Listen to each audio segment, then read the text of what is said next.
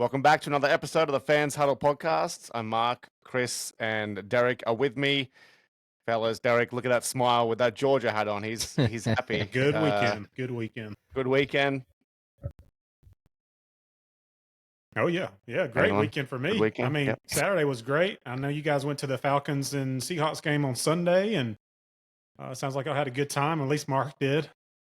I'm sure Chris Seahawks was got a giving big win. some moral support somewhere. He Yeah, didn't really have a dog unfortunately, in the fight, I was watching more Packers Texans on my phone, so I try to pay attention to the game. I was gonna But say, I you don't know, think- there I was don't some think Chris big. It was a watched big. Yeah, my team had our own big game happening, but I was there. So awesome. it was all right. I think we all had a great week because Packers got a big victory against a strong team. I think that's their first impressive victory of the season. They look good too. Held them on and got Man, that field goal. that's some half-hearted shade he's throwing, So, but that's okay, Who else have they beaten? Well, they haven't beaten anybody, but they had Malik Right. Willis. You're the one talking about how happy I should be when they had Malik Willis and they won those games. So, I mean, Yeah, that was no, a I'm saying you guys have been going well, but now you've also now got that big team, and it was in Houston, wasn't it? No, it was in Oh, Green it Bay. wasn't. No. Oh, is that why? I was wondering why you guys wore those white jerseys that you love. Well, I don't like the white jerseys, but we'll talk about that later. I thought those things looked great. I loved them. I was shocked when I sent you the Terrible. text and you're like, "No, I hate those." I'm like, "Man, Can't stand they look it. clean." Mm. I wish Georgia would come No. out Yeah, I in like all 'em. white like that with their like white helmets. It looked good. Yeah, I thought they were good. All right, we got a lot to talk about. We'll kick it off with college, and I'm going to kick it off to you first, Derek. No one really gave Georgia a chance. We did think it was going to be a close game. We all thought Georgia were going to get the win, but we might have been biased. But the media wasn't, and they went into Texas and dominated on defense. Still had some shaky offense moments, but defense made up for it in the end. Got a pretty two-score victory. It was pretty comfortable. Yeah, I mean, what a great defensive showing for Georgia. I mean, if we get that same defense for the rest of the season, that is a scary team, considering all the flaws in our offense at the moment. And it wasn't even a complete game for us.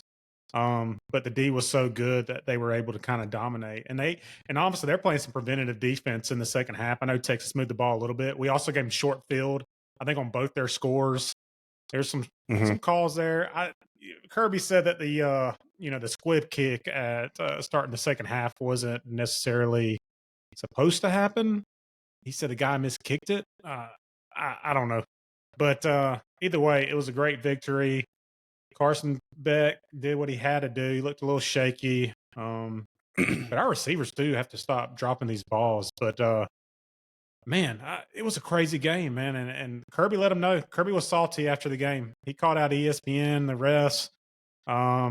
The reversal on the freaking, I mean, you guys are going to have to talk about this, but the reversal on the pass interference call was, I've never seen that before. I've never seen that. And yeah. And even the touchdown for Georgia, took them 4 downs, but man, they were in that the second down. Etienne was in for a touchdown. It was pretty clear that the ball crossed the goal line, and they looked at it for what seemed like 5 minutes and still came back and said he didn't cross. So great victory for Georgia. I loved it. Georgia's back in it. They control their own destiny from here on out. But looks like Kirby got on to the boys after last week's performance. He had them ready to go.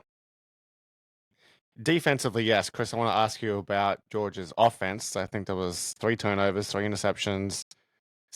Carson Beck again, like he just seems to be making these odd throws. I don't know if it's panic or if it's a processing issue, but still some issues.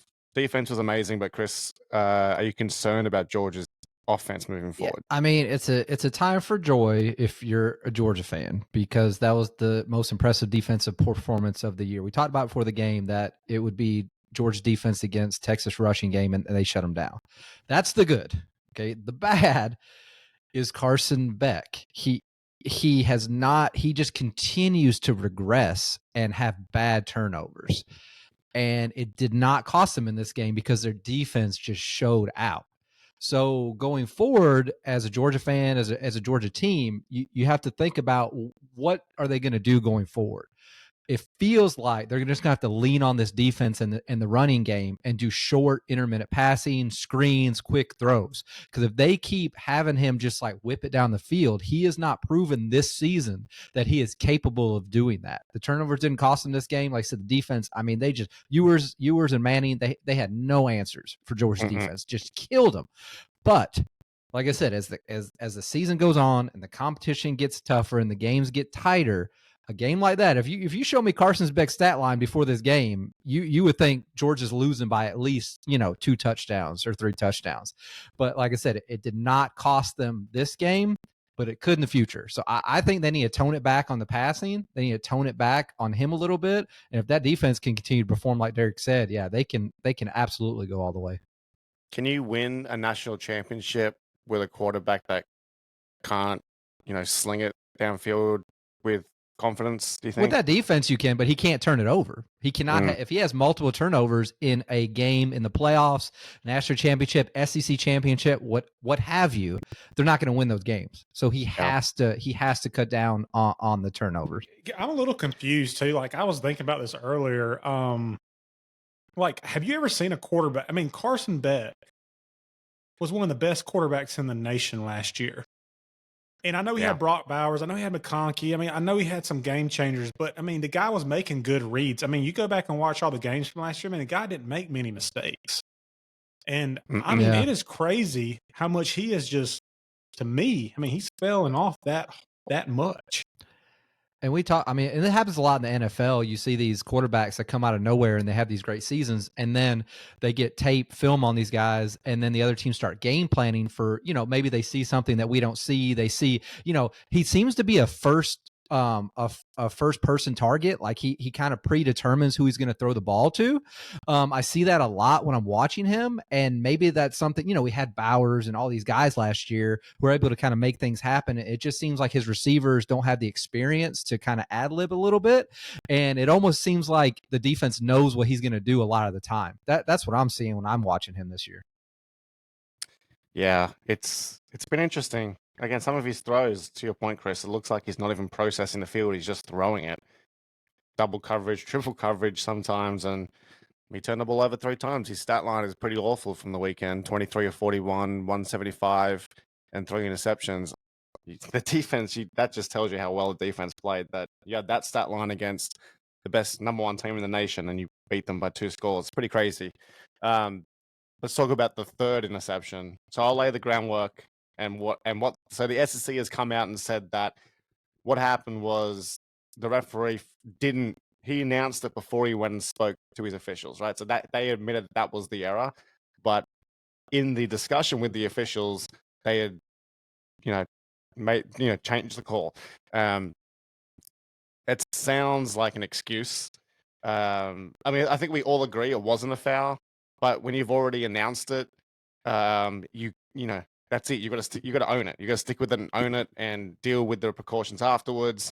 Obviously, the crowd behavior wasn't great and was unacceptable. But to me, it seems like that coupled with them getting someone in their ear or seeing a replay, kind of got them to panic and just reverse the call. Didn't cost Georgia in the end, but definitely would have been a much bigger talking point if Texas had come back and won that game. Yeah, the officiating was, ahead, I mean, it was a bad officiated game. And that's me not just being a Georgia fan. I mean, again, like you said, it wasn't a pass interference, but they called it. Fans start throwing crap onto the field. 5 minutes later, 10 minutes later, when they get it cleaned up, we'll come back. Oh, the guy, he caught it. He got them mixed up. That's what they told Kirby. They got the players mixed up. I mean, not a good look. Yeah. And on top of that, like even just some of the questionable calls, I mean, even the targeting calls towards the end of the game, those were kind of questionable to me too. But it did seem, and I hate to say this, but it did seem that Texas had these refs in their pocket a little bit. I mean, I'm just going to say it. Yeah. It seemed that way. It felt like it was a pretty intense environment out there in Texas. Yeah. And the crowd was influencing the referees a lot. No bigger than that call. Chris, did you have some thoughts on it as well? I mean, based on what you just said, you're saying that the ref saying that he went ahead and made the call before he got together with his other refs or whatever. I mean, that's a problem all unto itself. You know what a big call that is. You know what a big decision that is. We see them get together for false starts and offsides and stuff like that. So why would you not get together and make sure you're all on the same page before you announce that? So that's dumb if you did that. And if that is true, right, that you're just making calls like that before getting with your guys, we'll never know. But if they hadn't thrown those bottles on the field, would that call have stood, right? Is that extra time what ended up changing the call? We'll never know the answer to that. They could have called unsportsmanlike conduct, obviously, on the fans for throwing the bottles on the field, and they kind of ate that too. So there's a lot more questions than answers with that. Obviously, yeah, we all agree they got the call right, that it was not a pass interference, and thankfully it did not determine the outcome of the game. If it did, it would have been a lot bigger story than kind of what we're talking about now. It kind of got quiet real quick because it didn't impact the outcome of the game. But man, I don't know what precedent this sets going forward for unruly fans thinking that they can impact the game. And we might see this further down the road in another big game in a moment like this where the fans vehemently disagree. And what are they going to do next time? And then they're going to call on sportsmanlike conduct or keep the play the same. I don't know what they're going to do.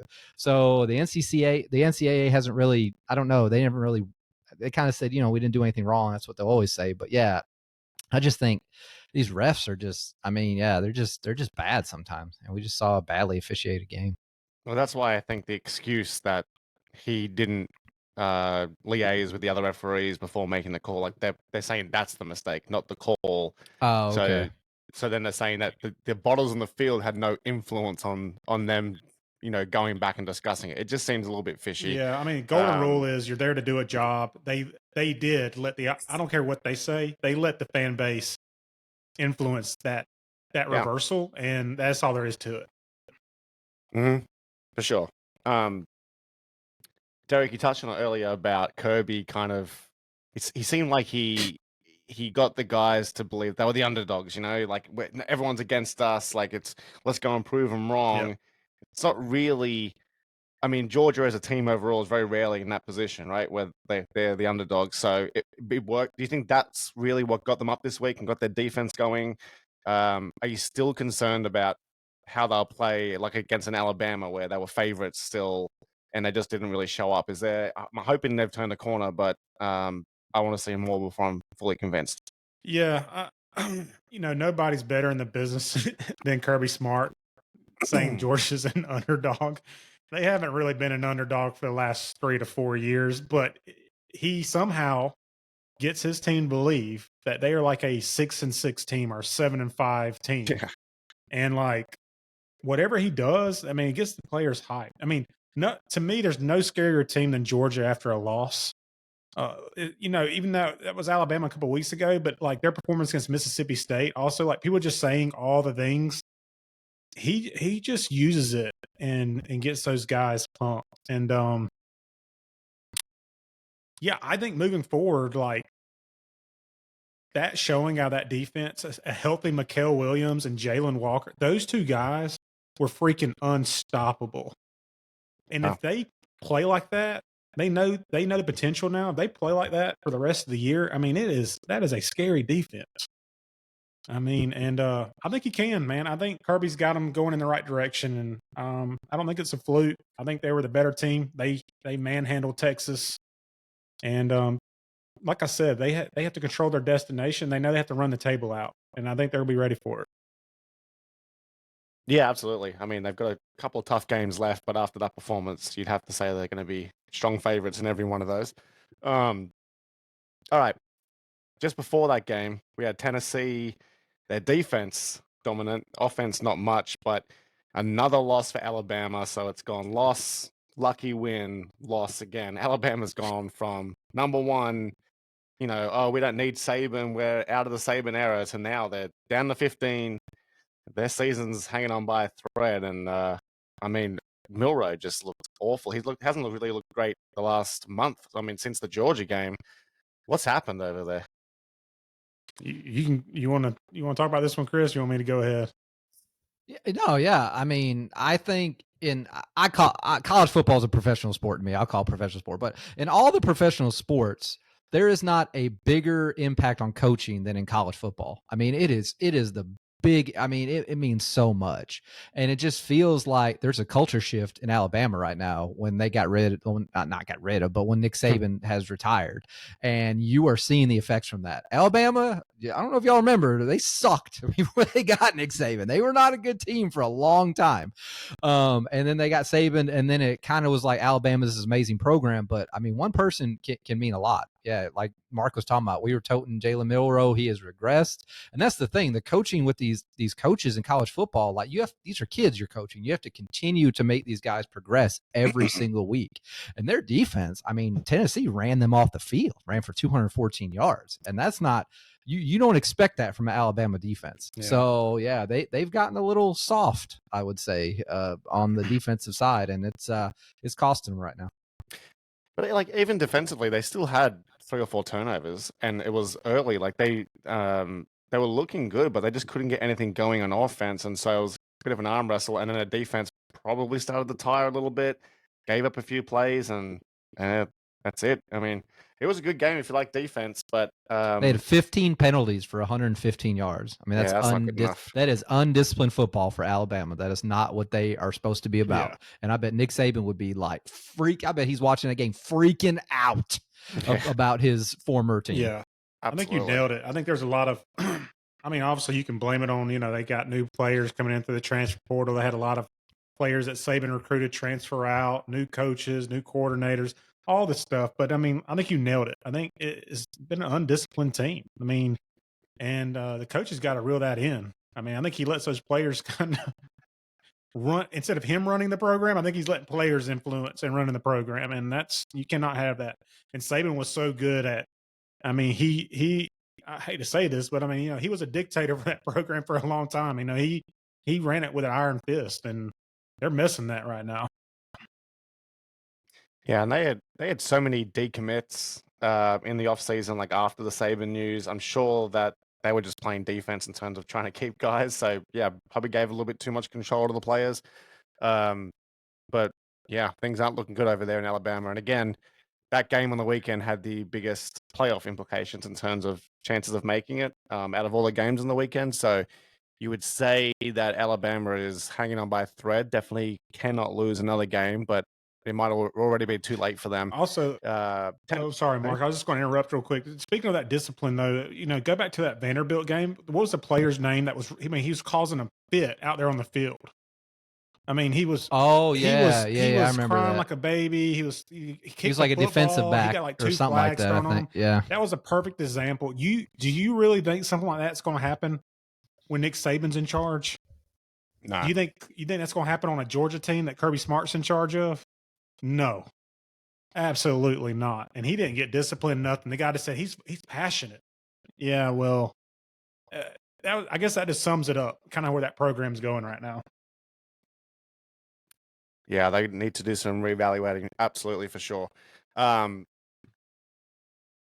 touch on for last week, I mean, it's kind of big news. Oregon is now the #1 team, ranked team in the nation in the AP polls. Pretty dominant performance against Purdue, nothing special. It's kind of like everyone else around them has fallen down. But, I mean, I think they deserve to be #1. What do you guys think? They're undefeated so far. They have a big win against Ohio State, and Dylan Gabriel seems to be coming into his own. The quarterback play hasn't been great this season across the nation, except for really Cam Ward. So he's doing okay now, and Oregon must be feeling pretty good. Chris, what do you think? Yeah, I mean, yeah, they haven't. Obviously, they had the Ohio State game, which was a huge game. But I mean, looking at their wins, I mean, there's nothing really impressive on there. Idaho, Boise State, Oregon State, UCLA, Michigan State, Purdue. Blah. Okay, and then now they got Illinois, and then they got at Michigan. Blah. They suck. And then they got Maryland, Wisconsin, and Washington. So I mean, yeah, I mean, if they're not playing in the Big Ten championship and in the playoffs, then something's gone terribly wrong for them. But it's all right out there in front of them. Until they beat a SEC team in a playoff game, I wouldn't trust them to be a championship contender. Sorry, Big Ten people. Make you sad again. I feel like I'm always like crapping on Big Ten's like parade, but I mean, look at their schedule. They haven't played anybody. I mean, they beat Ohio State. Good for them.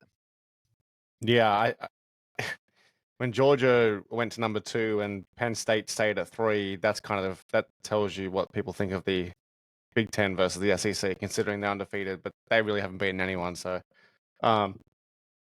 yeah, big week, and again, like every week, I just feel like the playoffs and the conference championship like mix just seems to get blown up. I want to move on to this week. The big game this week is LSU and Texas A&M. These are actually the only last 2 undefeated teams in the SEC. So after this week, we'll have just one undefeated SEC team and a bunch of one-loss teams. But this is an interesting game. Texas A&M, they're their first. Actually, both teams lost week 1. LSU to USC, which is a bad loss. Texas A&M lost to Notre Dame, bad loss at home. Have looked pretty good since. Do we think? A couple of questions, Derek. I'll start with you. 1, what do you think is going to happen in this game? And 2, do you think the winner pretty much has a clear path to the SEC championship game, even though they might not be, the 2 best teams in the SEC? After this one, they could undefeated this late in the season. That they could be one of the teams. Yeah. Yeah, I think it's going to be a great matchup. It's going to be a heck of a game. I look forward to watching it. I do. It's a different atmosphere in Death Valley. I think just because of that factor, I think I'm leaning more towards LSU coming away with a win because they have the home field advantage. Is it in LSU? I believe so. At Texas A&M. Oh, is that? It's in Is Texas. that Kyle? That's right. That's right. Because they're asking the quarterback. Yeah. Sorry about that. So maybe I give it to Texas A&M. Kyle Fields. I mean, that's a loud stadium too. I mean, I think they hold 110,000 or something like that. It's one of the largest stadiums in college football. I know that. So I'm giving the edge. And actually, I changed my mind to Texas A&M home field team. But I think it's going to be a battle. I don't think it'll be a large margin of victory. I think it's going to be a good game. I hope so. It is. Mm-hmm. I hope it is, anyways. So I think it's gonna be a great game, and I think that home field probably gives the edge to Texas A&M. Just quickly back to my point about making the SEC championship game. If LSU win, they play Alabama the following week, and then I think that's it for them in terms of ranked teams. And LSU is at home against Alabama, so that'll be a big game. And then if Texas win, they don't play any ranked teams until rivalry week against Texas. And that right there could be a win and you're in the SEC championship. So, super exciting. Chris, what do you think is going to happen in this game, or what's your prediction? I mean, I like Texas A&M in this game. I like them at home. That's what shows Georgia's victory on the road was so impressive, because a lot of these big games, the home team has really performed well in most of the games. And I like Texas A&M. I think it'll be a close game. I see them winning by like a score or less or what have you. But as far as predicting future in the SEC, I can't look at their schedule and say, if they win this game, they'll be in the SEC championship, because we've seen what Vanderbilt has done and ruins people's hopes and dreams. We see what Tennessee, we see all of a sudden Florida's frisky and they're competing in games, just blew Kentucky out, which we were toting Kentucky's defense a couple weeks ago. Even if either team wins or loses game, I don't think that necessarily means that they're shooing to make it to the SEC championship game. It's just too much. It's too unpredictable, You're not wrong. I mean, LSU does have to play Florida. So they're unranked, but as you said, Florida's looking good. And Texas A&M, I did say they only had one more ranked team left, but they play South Carolina away and Auburn South away. Carolina. You just never know what's going to happen in those SEC games away from home. I don't know. It's so hard to figure out. I know rivalry week is traditional. It's been there forever, and it's Georgia and Georgia Tech. But I would love the last week to all be SEC games. Right, because it feels like it's going to come down to the last game of the season for who gets in there. It's going to be real tight. Georgia's going to already know because they finished the season against Georgia Tech. Yeah, the NFL, a few years ago, the NFL did that, right? The last game of the season is always a divisional game because they always want those last games to be meaningful. And I think as we get these super conferences in college football, I think it's a great point that they should make that last game a divisional game and do the rivalry game maybe the week before that, because Georgia Tech, it's not a rivalry anymore. It's like, who gives a crap? Yeah, exactly. Only other real big game this week I want to talk about is Notre Dame and Navy, two ranked teams. This one, I always like to call out the game with the most playoff implications. This one probably is a sudden death game for playoff implications. I think if either team loses, they're finished. Notre Dame had that terrible loss earlier in the season, so they can't afford another one. Navy is, they're doing well, but probably not expected to be where they are. So I think any loss would knock them out. I want to say Notre Dame wins this one pretty comfortably, but I don't know. I've seen Notre Dame play pretty bad. They've bounced back, but this one could be exciting. All us Notre Dame haters would like nothing more than to see Navy knock them off and just end their season. Now, Notre Dame's a 13-point favorite. They're away, so it's probably not going to happen. But if this game ends up being close, a lot of folks who have a lot of hate for the Irish are going to be watching this thing and pulling for Navy. I will. Absolutely. It's a midday game as well, so it's kind of a fun one to kick off the weekend with, a little frisky one. Derek, are you expecting Notre Dame to win this one, or do you think Navy could pull something out? I think Navy can pull something out. Yeah, I'm rooting for Navy, and I hope they do pull it out, and I think they can. So, yeah, and Navy, hey, undefeated, have always had a pretty decent running game. Navy has, and I think they have a chance to. If there's any implication that we get the Notre Dame that played against Northern Illinois, then Navy has a shot. So, just saying. Right. Yeah. And one other game I just want to shout out. I want to see how Texas responds at Vanderbilt. Vanderbilt obviously have been frisky this year, and I want to see how they look coming off of that beatdown they got, especially on offense. I don't know. It looks like their confidence was shaking a little bit. They should come out, and if they are the team that wants to compete for the championship, they need to come out and prove that that was a fluke and not a trend. Yeah. Manning and Ewers looked confused, sitting by each other on the bench. Didn't know what hit them. Yeah, they didn't know what to do. I think they just wanted to just go ahead and wrap it up and go home. Hey, and can I give a shout out to man? This college football playoffs is going to be. I know we're down on the Big Ten a lot, but I do want to give a shout out to Indiana. Yeah, I don't know if y'all watched the game against Nebraska. They blew them out of the water. It was a very impressive victory. The team looks really good, and I like their head coach. So, University of Indiana basketball school making some waves. Go Hoosiers!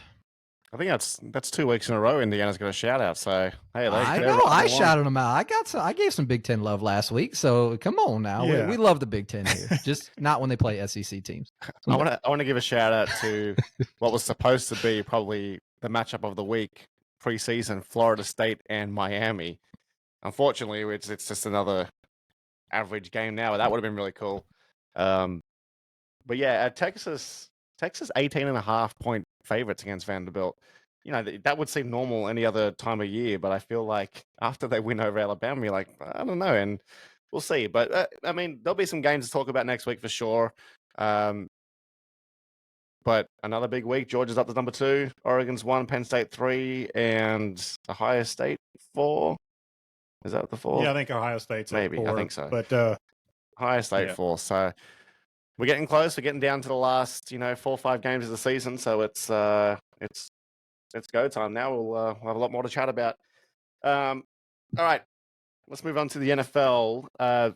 Let's talk trades because there's been a few, but the biggest one has been DeAndre Hopkins.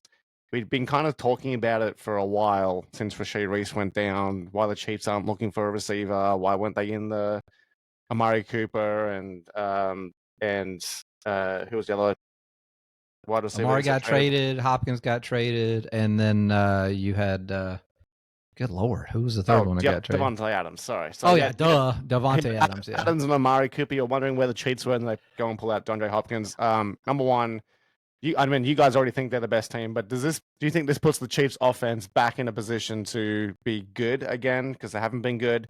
And what do we think about DeAndre Hopkins? Derek, I'll start with you because he's been playing it at Tennessee this season. Do you think he's still got it or yeah, I think he does. Obviously, I don't think he's a WR1 anymore, but I think he can plug in to a 2, wide receiver 2. I think he's still he's aged some, but he's not the DeAndre Hopkins he was with the Texans, of course. But I think it was a good move on the Chiefs' part. I think it was a great trade. I think they needed some depth there at the wide receiver, and yeah, I think DeAndre Hopkins is going to be especially with his experience, and he's a veteran. I think it was a good trade for the Kansas City Chiefs. Yeah, it was a low ball one. I think they're only paying like $2 million of his salary, 4th round pick. So not amazing. Chris, you seem to think it was a steal for Kansas City. It is a steal. Yeah. It's a low risk, high reward. What are they going to lose by doing this trade? Maybe a low 4th round draft pick if they go to the Super Bowl and he plays 60% of the snaps, and it's probably going to be a low 5th round pick, which is some backup, tight end or whatever. So yeah, I think it's. I think after Juju went, Rashee Rice obviously went down, and they're like, okay, we got Juju, and then Juju's got a hamstring now. And then they saw Amari and Devontae, not Devontae because nobody cares about the Jets, but they saw Amari go to the Bills, and they're like, hey, what do we got to lose by getting this guy? So I think Hopkins is still a top 15 to 17 wide receiver. I still think he can, he had 1,000 yards last year. Yeah. Who was throwing the ball? Was it Will Levis? Is that I don't know. I don't know who they got throwing the ball in Tennessee from last year. Was he at Tennessee last year, or did he just go this year? No, he was at last year. He had Will Levis I think he had Will Levis last year, didn't Unfortunately. You? Yeah, he had 1,100 yards last year. If he can get 1,100 yards with Will Levis, I mean, the sky's the limit.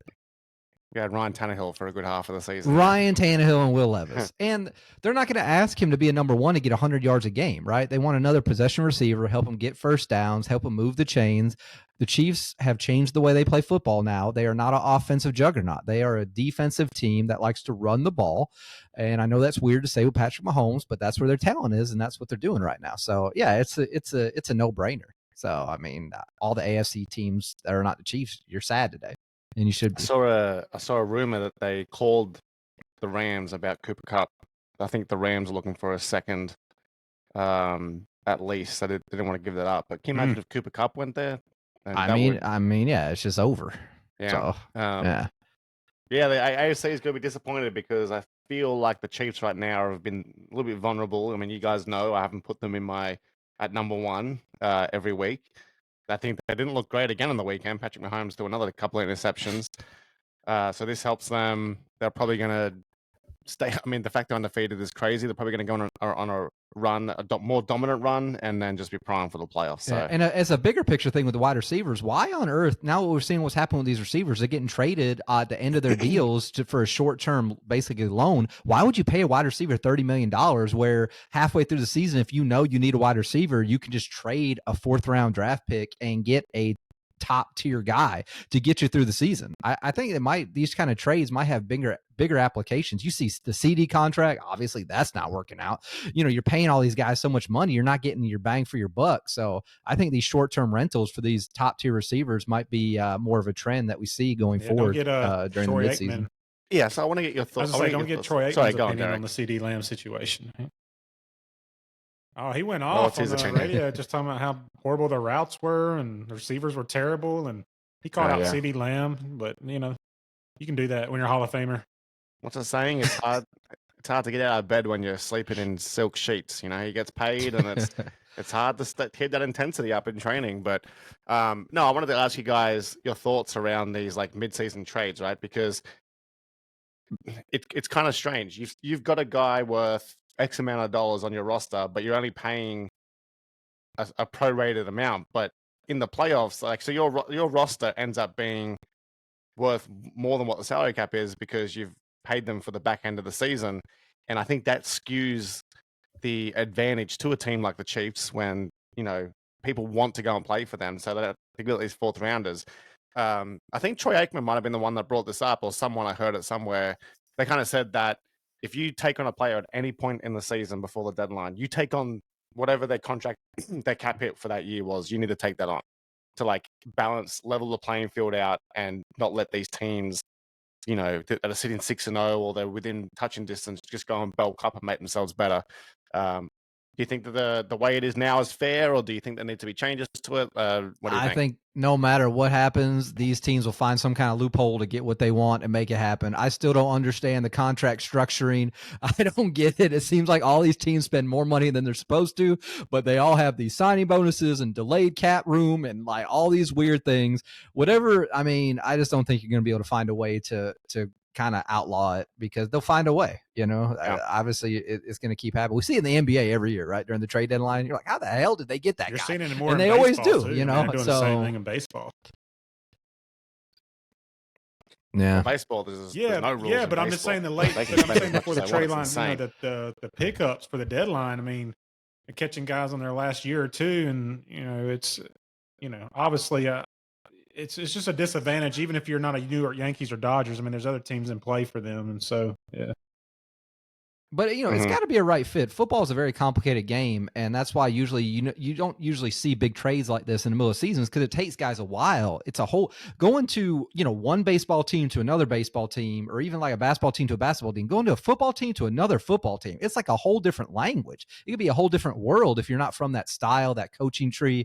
So that's why we haven't seen big splashes in the past like we're kind of seeing right now. So I don't know. We'll kind of see how it goes going forward. Yeah. Cooper Kupp, there seems to be a lot of rumors about him. Where do we think he might end up? And what do you think is a fair value for him? I mean, he's 31, so he's at the back end of his career. I think his contract for this year is still $15 million, and then there's like $30 million next year. So it's not as simple as a Hopkins trade, but there's been a lot of teams calling the Rams. Who do we think those teams are, and do we think he's a chance of being dealt? Where I'd like to see him go and where I think he will go are probably two different things. I'd like to see him go to Pittsburgh is what I would like to see him go, just because they seem to really need another wide receiver on that team. I think Chargers makes more sense, just because they are decimated at the wide receiver position, and the wide receivers they have, Quentin Johnson, he ain't the guy. I don't know. I know he missed last week because he was hurt. But as far as compensation, I wouldn't give a second round draft pick for Cooper Kupp. He hasn't been able to prove that since he got that big contract that he can finish the season or stay healthy during the season. I would give a third for him, which I don't know if the Rams will take that, but I wouldn't go above a third round draft pick for him at this point. Yeah, it seems that with his salary being so high, is that Big teams salary. are asking for the Rams to cover some of that, which then I think upgrades it into a second. So you're essentially paying a second for cap space. Seattle did it last year. They traded for Leonard Williams and gave up a second, and I was like, that's insane. But the Giants they kept his contract on their books. And he still has He still has quite a few years on that contract, does he not? With guaranteed money, right? Yeah, he's got like another $30 million guaranteed. Yeah. So what was it? Devontae, they can get out after this year. Hopkins, they can get out after this year with no guaranteed money, so there's no dead cap. When you got a player like Cooper Kupp, I mean, if you trade a high draft pick for him and then he ends up getting hurt, I mean, you got to eat that salary. So that's a big risk. It's a big risk, and I think it needs to be teams that are going all in for this season. So, I mean, Pittsburgh they've been looking for receivers since preseason. They were trying to trade for Ayuk. It's from what I'm hearing, it seems like Mike Williams is going to be their option. But then Mike Williams could also find his way back at the Chargers. But the Chargers and the Steelers seem to be the two teams that need a receiver. Just depends on what they're willing to give up. Is he practicing again? Yeah. Is Mike Williams practicing? Is he showing up? Yeah, Mike Williams. Yeah, he's there. He caught a ball on the weekend, but I mean, he's now fourth on the depth chart for wide receiver. For personal reasons this past week, so I just didn't know. When your quarterback throws you under the bus, it impacts you emotionally. He said he loves Mike, and that was his quarterback play. It was on him. Wow. He's running out of people to throw under the bus now because all his buddies are there, so he's going to start taking some blame. We'll stay with the Jets then. Well, not really, but it's Jets related. Robert Saleh has joined the Packers. Oh, yeah. His role has been defined as fluid, so he's just hanging out at the facility, getting paid millions to give some defensive advice, I assume. Him and LaFleur are good friends. obviously from a defensive perspective, do you think you guys need him? What do you think he's going to bring to your So team? actually, he's not actually coaching on the defensive side, which I thought was very interesting. He is helping. He's kind of he's coaching the offense from a defensive perspective. So he's not even dealing with the defense, which is interesting to me. Matt LaFleur, for inside information, was the best man at Robert Saleh's wedding. And so they are basically best friends. And Saleh actually had Matt's brother, Mike LaFleur, as his offensive coordinator until he was forced to get rid of him to bring in Nathaniel Hackett. So I think this is I think this is a little just shot to Aaron Rodgers and say, oh, you don't want this guy? We'll take him in. He's been a brilliant defensive mind as a defensive coordinator and as a head coach. So I think having a little extra expertise on the team, it can do nothing but be good. The Jets defense has regressed in the few weeks that Saleh has been gone because now, what's his name? Olbrick, whatever the hell his name is. Olchin or whatever. He's having to coach the entire team as the head coach and call defensive plays. He's never been a head coach before. He doesn't know how to do that. And their defense has regressed now. So win for Green Bay, another win for Green Bay, another loss for the Jets. What's new? Another day. I think his role, the way he described it, is perfect because then you don't ruffle the feathers of the defensive coordinator and what he's got going. And then from an offensive perspective, if you have a defensive mind like him saying like you need to watch out for XYZ, these things, I think it can only help a guy like Jordan it's great. Love And they're best friends. So like there's no feeling each other out. There's no, I mean, they can speak to each other freely and tell it like it is. And there's no like, it's just an extra coach. Matt LaFleur has never added a coach during the season. It's the first time he's ever done it in his Packers career. So there's some subliminal messaging going on there. So eat it, Aaron. Eat it and choke on it. So. I didn't know that was so close, and that makes the whole Aaron Rodgers trade even more interesting because obviously LaFleur was like, "I'm ready to move on from this dude," and obviously Saleh would have called him up and been like, "How do you, what do you do?" And if Saleh had any control over anything with his Jets organization, he probably would have. But since he was a little just a poster boy for what's his name, the owner, he had no say whatsoever. Yeah, interesting. Yeah, I mean, we'll see how it goes, but can't to hire a head coach as a essentially a consulting role can't be a bad offensive thing, analyst. Can only help. I guess that's what you would call him. That's what college football would call it. An analyst of some sort. Yeah. Sorry, Chris, say that again. I said the Jets suck. They're terrible. Yeah. So it was. Devontae went 3 for 30. He had 9 targets. So So it's all right. It's okay. Sorry, Jets fans. I tried to tell y'all. I think we can put a pin in the Jets season. That was a bad loss on both sides of the ball. Offense doesn't look to be any better. Now that Tua's coming back, they're not even the second best team in that crappy division. I mean, they're still behind Miami, even though Tua hasn't played for however long. So, and then, I mean, they're a win ahead of the Patriots. It's not great for them. Did Russell Wilson take the lead role? I mean, is he the guy now? I mean, yeah. So, I mean, the rumor we've seen is that the 6th round pick that the Steelers sent to the Bears for Justin Fields will upgrade to a 4th if he plays more than 50% of the snaps this year. So if I'm the Steelers and I have them on the level playing field in terms of ability, then I'm not giving up, 2 rounds worth of a pick. So I'm putting Russell right in there. And he didn't look. I mean, he wasn't great. He's washed for sure, but they won convincingly. George Pickens had a good game, so he found a good connection with him. If they bring in another receiver, who knows? But I would still prefer the added running game of Justin Fields. But hey, Steelers are winning, so it doesn't really matter. That's what the Steelers do. They win. Nobody knows how. Nobody knows the formula, but they just continue to rack up W's. I don't know. You got to give it to them. And like TJ Watt had a very, very quiet game. No sacks, 1 tackle. So they shut him down well. So that, I mean, they were everyone's chipping saying him that, and double teaming him. Yeah. Right. So everyone's saying that TJ Watt is all that team is. I'm sure double and triple teaming opened up, other players to have big gains, but their defense is rocking. Tomlin's got them going. And they're right in this division. They're equal first with the best team in football and the Ravens. So we'll see. Okay. Speaking of, we were talking about the Jets and the Steelers, so we're kind of going around, but we'll stay in the AFC East. Tua is back on the field. I don't know if he'll be back this week, but he's back playing. couple of questions we'll ask you is: do we think it's had enough time off? Do we think he's going to take some time to get back into things? How do we think that the head injuries are going to impact his play? So I'll start with you, Chris. I've got two more things I want to talk about too, but we'll get to those. Yeah, I don't know if he's going to play this week. Obviously, if the doctors clear him and he feels like he's ready to go, I mean, who am I to say he shouldn't play? I think, man, I would not have him I don't know. I know you have to play the game, but him scrambling is just not happening. I would be very cautious as a play caller with him. I do quick screens, quick throws, not let him hold on to the ball, make him throw the ball away. And I personally think he should wear a Guardian helmet. I know they talked to him about that. He said he was not going to wear one, and they asked him why, and he just said personal reasons. I think he's just trying to man up and be a big man instead of like worried about his safety.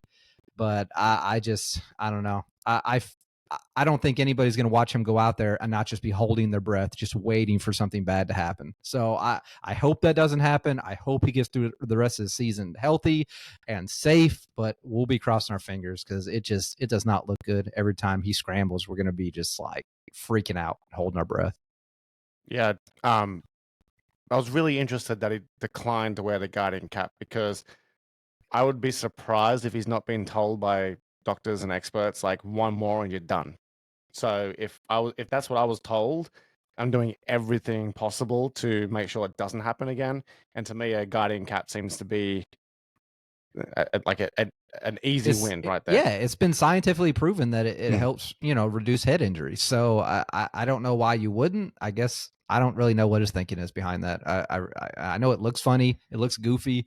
It's this big old thing you got on your head, but not a lot, but some NFL players have been using them, wearing them in the game. So it's not unprecedented to wear those right now.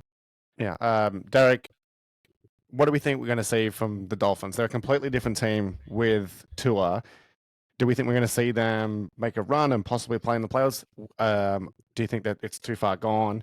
And what do you think we're going to see from Tua? I mean, he's got to have some, I guess a little bit of hesitation coming back. But yeah, I mean, obviously they're a different team with Tua in there. I think we'll see some explosive plays again with Tua coming back and their offense stepping up. I think it's a little bit too late. I don't see them making the playoffs this year, which is kind of what I'm kind of surprised that they are going to allow Tua to come back this season. Like, I feel like just take the season off and just kind of, speak with more experts. I mean, I'm scared to death for that guy. Like Chris said it best. Like, even if you're not scrambling, I mean, you're still sitting in a pocket. I mean, you're one sack, you're one hit away, like Mark said, from possibly just, I mean, not just ending your NFL career, but obviously can have implications on your health and your life. So yeah, I think you definitely have to change the playbook a little bit, right? Like I'm with Chris. From the offensive standpoint, you got to get rid of the ball. You can't let him just sit back there. So like, it'll be interesting what kind of routes they go with moving forward. It just goes against what their routes are right now. Like you got like running straight verticals, right? You got Waddle and Tyreek just using their speed, but yeah, it'll be interesting for sure. I wish nothing but the best for Tua, but I don't understand why they're bringing him back like for this season. I don't think they have a chance of making the playoffs, and in that case, I'm not bringing them back. Let's wait till next year. Let's reevaluate things and see where we go from there. Yeah. Well, good luck to him. Hopefully he stays healthy and everything goes well. All right, final segment for the week, our favorite, power rankings. Derek, you're up this week, so I'll hand it over to you to start the healthy debate. We start at 5, right? Work our way down? Okay. I think that works. All right. So, number 5, I have Chris's Green Bay Packers. Anticipation. Number 5. Woo! In the top 5, big win over Houston this past Sunday. I understand that they did lose to the Eagles in first week, and then they had a loss to the Vikings, but that was a great comeback they had in that loss, and could have won that game. And considering where the Vikings are at, so they're 5-2. I have them in the top 5. Liked everything about Jordan Love being back. They made it work with Willis when he was in there, and look pretty good on both sides of the ball, in my opinion. So I have them at number 5 at the moment. As to be the first time I've ever seen a team that's ranked third in their own division make the overall top 5 in the NFL. Look, the Texans were going to drop out of everyone's top 5 with that loss. I think there's more deserving teams, so that's fine. There may be one or two that I could have stuck in there, but I'm going with the Packers. My thoughts. Number 4, Minnesota Vikings. 5-1, tough loss to the Detroit Lions was a close game. And I believe Detroit Lions are a really good team. And so right now I still have them. It might have been Sam Darnold's worst outing of the season too, but they still played them pretty tight. And so I give it to the Vikings at number 4. What are you guys' opinion on that one? Go on, Chris. I don't mind the Vikings being at 4. I definitely think we're seeing regression. I especially with Sam Darnold and the defense a little bit. But no, I don't blame you putting them there at this point. I just think if all of us were to project another 5 weeks down the road, I don't think any of us are probably going to have Minnesota in our top 5. And I'm at just that basing point. it off the season so far, right? Yeah, up to this point. No, yeah. No disagreements. But Sam Darnold is turned back into a pumpkin. So he's on, he's on pumpkin watch, in the words of First Things First. So, and if that defense can't bail him out, then the Vikings might be in a little bit of trouble going forward. Yeah, they played. I mean, the Lions had looked so great the last couple of weeks, and they played them down to the wire. But yeah, Darnold is starting to slip away a little bit. There's a couple of things like, do the Vikings try and trade for a quarterback? I know some Matthew Stafford rumors that started floating around. I'm looking at Matthew Stafford's contract, and he ain't going nowhere because he's got an insane dead cap. It's like 95 million this year and 50 million next year. His cap hit next year is 53 million. I don't know how much of that is guaranteed, but yeah. And then I don't know. The Vikings, 4 of their first 6 games were all at home. And then the game they played at Green Bay, obviously Jordan Love, he was not healthy in that game. So now they kind of, 4 of their next 5 are on the road. I know some of it's against subpar competition, but home environment in Minnesota, that's a big home crowd, home field advantage they have over there with the dome and the noise and that stupid freaking Viking horn or whatever it is. So I think in a few weeks when we revisit this, I don't think they'll be in the top 5. They're probably the 3rd best team in that division right now, in my opinion. Sorry, so if he is traded, Matthew Stafford, it would be 22 million on the dead cap this year, 45 million on the dead cap for next year. So I can't see the Rams doing that. They're way more likely to cut him next year, which would be a $26 million dead cap, but also a $27 million savings. Hey, if you compare that to Deshaun's cap hit, I mean, that's a steal, So I think he's talk about Deshaun here. Well, 70 million. We didn't even Is talk that his about cap that. hit next year? I think. Talk about the injury and the fan base. Well, look, Look, I never liked cheering for injuries, but I tell you what, if there's anyone that deserves to be cheered off the field after tearing your Achilles, there's no one more deserving than Deshaun Watson. Don't you tell Jamie. I'm not surprised. Listen, don't tell him. Or Myles Garrett. I mean, they're all there protecting their teammate, but at the end of the day, they were cheering more their frustration of a team that they thought, because they know this team is can't recover based on his cap hit for the next 2 years. So yeah, I think it was just frustration from the fans that have that fan base has wanted to be good for so long, and they just have not been. For sure. All right, Derek, who's number 3? Detroit Lions. Got them at number 3. I know they lost Aiden Hutchinson to pretty severe leg injury, and that defense is really good. They have a really high-powered offense. I love everything about Dan Campbell as the coach. Man, he just gets me fired up when he's talking. Like, I listen to his interviews and when he's talking to the team, and I think they look really good on both sides. I think they deserve a number 3 ranking right now. So I have them at number 3.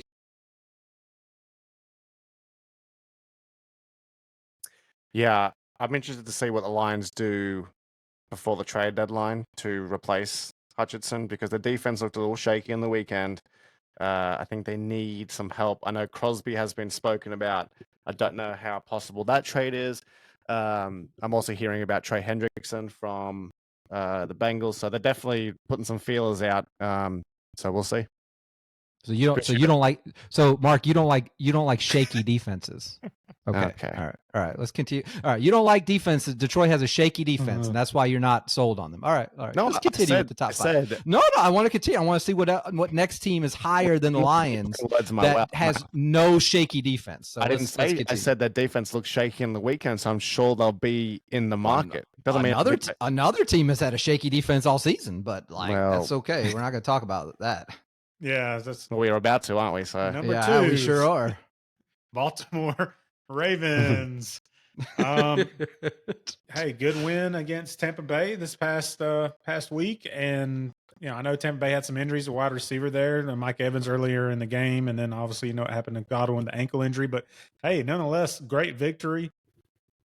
It kills me to say, but Baltimore, those two losses, it's like it was against the Raiders, and who was the other loss against? God damn it! They lost to the Chiefs that opening weekend. That was the first game. Being out, yeah. But man, the toe. They're impressive offensively, very impressive. I mean, we talk about Lamar Jackson obviously scrambling and being a runner, but I mean, guys throwing touchdowns. I don't know if y'all watched the same game on Sunday. Homeboy threw some touchdowns. So, I mean, I see what Mark was saying about Derrick Henry not getting played early. Like, let's save him for later on in the season. But, like, why? We're still early in the season. Like, I understand when you have maybe later on in the season and maybe you have a playoff in sight. Like, you're going to make the playoffs. But until then, like, you need to be running Derrick Henry. Okay? I mean, they ran him 15 times for 169 yards. Great. What more I'm just saying, like, early on in the game, though, I mean, like, why is he not in there? I mean, I just don't understand that. Look, here's the thing. You want to talk about shaky defenses of Baltimore, whatever. They conceded 21 points in the fourth quarter. So, yes, they need to work on their finishing in games, because they did the same against the Cowboys, where they were up like 28-0, and the fourth quarter they came back. But they shut out the Bills. They shut out Tampa Bay for 3 quarters. They shut out Dallas for 3 quarters. So I don't think their defense is as shaky as Chris over here says. And I say it every single week, but one week Lamar Jackson's going to throw for 5 touchdowns, 281 yards, no interceptions. The next week, Derrick Henry's going to rush for 230 yards and 4 touchdowns. They can beat you all over the field. And you know why? They're not being spoken about trade rumors. You know why? They don't need to trade for anyone. Their team right now is very well balanced. And look, I'm glad that you're showing some respect now and putting them at number 2, because that's fine. I can accept 2. But I mean, to me, this is the team that I've had them in the top 5 literally for the last like 3 or 4 weeks. Yeah. I'm glad you had them at 2. They definitely deserve a number 2. Anything lower than 2 is disrespectful. As of right now, they're number 2. Chris, where do you think they should be? They have the number 23 defense in the NFL. That's not good. This is the same story. In terms of what? Yards? Okay, yards. I just wanted to know what you were talking about. Okay, they're 23rd. They're right between Cincinnati and Dallas, if that tells you where they are ranked defensively. It's the same. I don't want to be a Baltimore hater, but Mark forces me to, because he's got so much admiration for them. I've seen the same team year after year. This year, they lead the league in rushing every single year. The only difference is this is the Baltimore. When you think Baltimore Ravens, you think defense. Their defense sucks this year. They're giving up yards to everybody.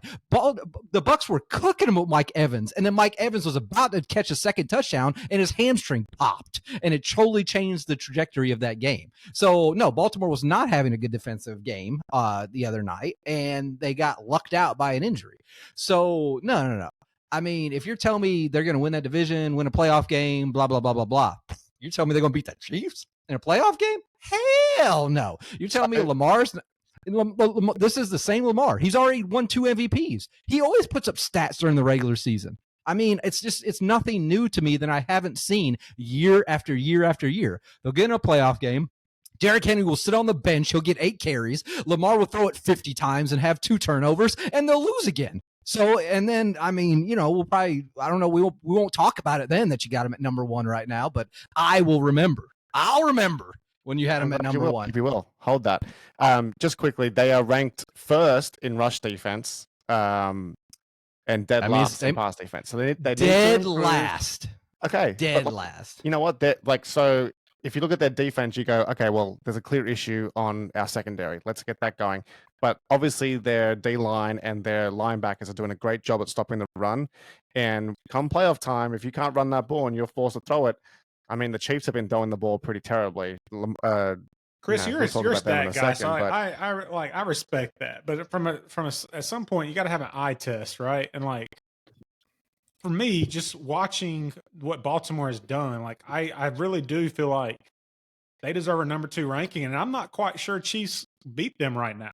I mean, I really don't. I mean, I hate to say that, but I'm not sure they do.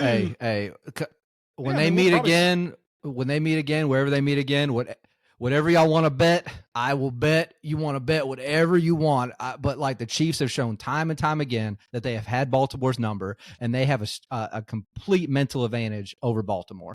And Lamar has been one of the worst playoff quarterbacks in NFL history. It's proven. I mean, the numbers just bear it out. So he's a great regular season player. He has been. He has 2 MVPs. He's the front runner to have a 3rd MVP. Like, do you feel like they're a top 3 team right now in the NFL? Okay. Yeah, I would have him 3rd. Who would you have ahead of him? Detroit. I could see that too. Yeah, I would have Detroit ahead of Baltimore. They're definitely top 3 right now. So I bet we can all agree on that. Number 1. Absolutely. What, the Kansas City's Chiefs, number 1? Yes, 1. we all agree on that. I think we all agree on that. I mean, hey, Super Bowl champions back-to-back, undefeated. I mean, haven't looked great offensively, but that's just how good their defense has been, that they've been able to pull this off. And now they're about picking up, like I said, a great pickup in DeAndre Hopkins, going to add another, a weapon onto their offense. Xavier Worthy, Kelsey, and Hopkins. Hey, that ain't bad. And then you got some role players, man, like Cole Hardman. I mean, Mr. Clutch. I mean, listen, all I'm saying is Patrick Mahomes hasn't looked great, but this team is undefeated still, and they deserve a number 1 ranking. Until they prove otherwise, that's what they deserve. I just don't know how you have a guy who has thrown 6 touchdowns to 8 interceptions. His rating is 82.5, and you go, oh, well, back-to-back Super Bowl champs, we're going to be number 1. You even said it just then, Derek. If the Ravens and the Chiefs play today, I think the Ravens correct, but I'm basing it off of Chiefs are undefeated. They're 6-0.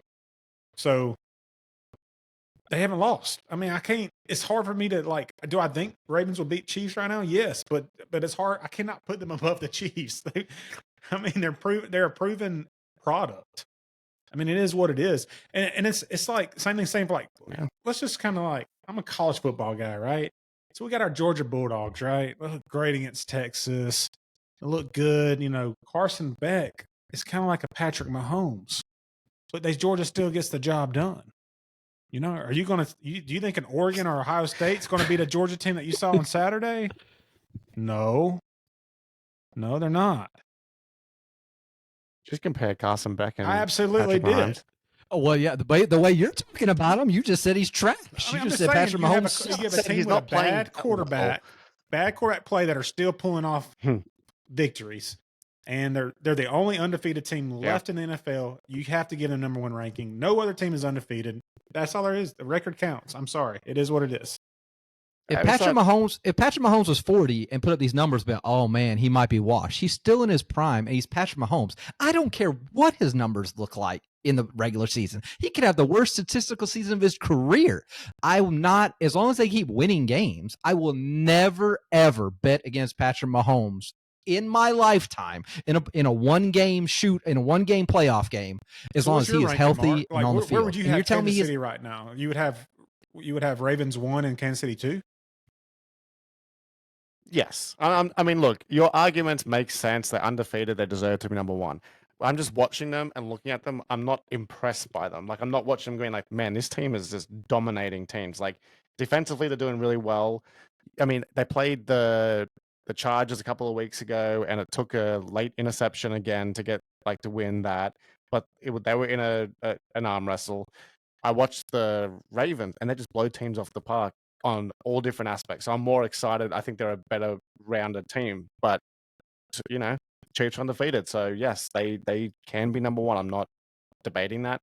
I see that. Like from a football fan, you're a fan, so they're exciting to watch. I totally get that. You know what I mean? And Pittsburgh Steelers, great team right now. I mean, those guys, they're one of the least exciting teams to watch, but they win. So I mean, yeah, if I'm watching a game, do I want to watch the Ravens over the Chiefs? Absolutely, I do. But until they now, and like I said, until Kansas City gets beaten or they show me otherwise, they have to stay at number one. So that rounds out my top 5. Yeah, we'll see. I mean, Chiefs. Yeah, it's a good top 5. Not too much debate here. I would have had the Commanders in 5 over the Packers, but I think you could also make an argument for a bunch of other teams for that 5th spot, which is good. It's a tight competition. The Chiefs play the Raiders and the Ravens play the Browns this week, so we're probably going to be back here having the same argument next week about 1 and 2. And that was a hard one for me on that number 5. So before we wrap up, I mean, Chris, that was a hard one on number 5 because I did have, like you said, the Commanders and the Bills also in that running. It was very tricky for number 5. And I know I just talked up the Chiefs, but I do have the Chiefs. I have them on upset alert this week. So just because. Look out. Yes. So terrible, but the Ravens can't be number 1 now. No, just because the Chiefs, they always blow a game like this that they're not supposed to blow in the middle of the season. And they're away from home. They're a 10-point favorite. But I think the Raiders are in shambles. But this is one of those games that nobody thinks is going to happen. So if they lose, we can revisit this. All right. Well, we're going to wrap it up. But just quickly for this week, I'm really looking forward to Bengals and Eagles. I think that's possibly hot seat alert for both coaches if whoever loses that game. There'd definitely be some pressure on them. Other games, Colts and Texans is going to be a good one. They had a good game at the start of the year. It's a divisional game. Texans looking to bounce back. Cowboys, 49ers. This time last year, this would have been a great game. Both teams are struggling. So again, I'm excited to see what happens there. But and then Bills and Seahawks. I know that the Seahawks haven't been great, but we put in a good performance, and this is a good team. So I want to see how we do there. But are there any other games that really excite you guys this week? Yeah, I would say Falcons, that's probably the game I had an eye on too. It's just when the season first started, we were like, man, the Saints and the Bucks and the Falcons all going to go to the playoffs. Well, it's looking like a one and done for the NFC South. So the winner of this game, huge implications for winning that division. Yeah. And sorry, one other one. I tried to talk about it last week, but I was a week early. Commanders and Bears. Hopefully, Daniels is good to go because that's the 2 rookie front runners. I want to see how they go against each other, and both teams on the up. So I hope Jane Daniels plays. As he missed practice today, so it's not looking. The line change is not looking good. Might have Marcus Mariota. What is it? A bruised rib or? Yeah, he took a shot and he's just he's having some trouble moving around. It's just a pain tolerance thing, but they're going to be cautious with him, is what they said. So. Mariota looked good. I mean, albeit against the Panthers, but we'll see. Better than Caleb Williams. Caleb Williams has been good, okay, and I think he's got a point to prove this weekend. All right, that's going to do it here for the Fantastic podcast for another week. We're looking forward to talking to you next week. Have a good one, everyone. All right, peace out.